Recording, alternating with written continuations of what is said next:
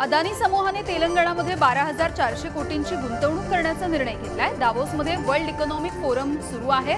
तेलंगणाचे मुख्यमंत्री रेवंत रेड्डी आणि गौतम अदानींच्या उपस्थितीमध्ये करारांवरती स्वाक्षऱ्या करण्यात आल्या। कर संरचनेतील सुव्यवस्थेसाठी केंद्र सरकार श्रीमंत शेतकऱ्यांवरती कर लावण्याची शक्यता आहे, अशी सूचना आरबीआयच्या पतधोरण समितीच्या सदस्य अशिमा गोयल यांनी दिली आहे। 1 फेब्रुवारीला अर्थमंत्री निर्मला सीतारामन हे अर्थसंकल्प सादर करतील। केंद्र सरकारने सवलतीच्या दरातील खाद्यतेल आयातीला मार्च 2025 पर्यंत मुदतवाढ दिली आहे। त्यामुळे भारतामध्ये स्वस्त दराने खाद्यतेलाची आयात होण्याचा मार्ग मोकळा झालाय, तर पुढील वर्षभर खाद्यतेलाच्या दरामध्ये स्वस्ताही राहण्याचा अंदाज आहे।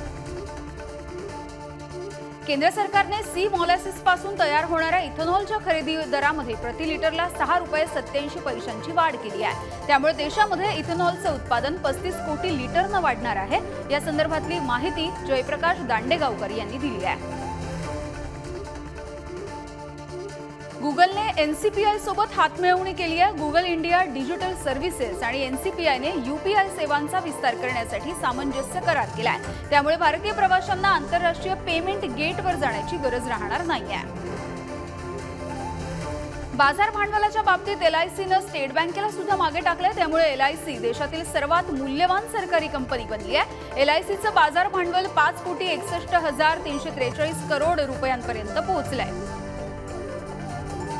घर खरेदीसाठी गुंतवणूक सुरक्षित करण्यासाठी महारेरानं आणखी एक महत्त्वाचं पाऊल उचललंय। ग्राहकांची फसवणूक टाळण्यासाठी इथून पुढे राज्यामध्ये एका स्वयंभू प्रकल्पाला एकच क्रमांक देण्याचा निर्णय घेण्यात आलाय। महारेराकडून हे आदेश तातडीनं लागू करण्यात आले।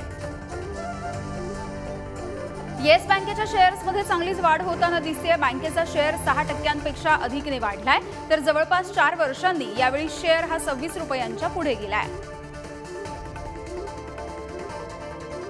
Thank you.